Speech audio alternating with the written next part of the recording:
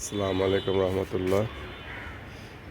আমার নলডঙ্গা সিম সিম খাওয়া হয়েছে কিছুটা। তারপরে এদিকে আমার এই দেখতে পাচ্ছেন গোল স্লাট, এর ভিতরে পেঁপে গাছ লাগিয়েছি। পেঁপে কয়েক টাকা পেঁপে খাওয়া হয়েছে।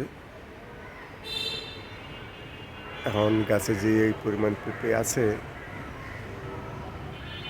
রোজার মধ্যে মধ্যে হয়তো খেতে পারবো পাকা পেঁপে আমরা। দেখি আল্লাহ কী করে।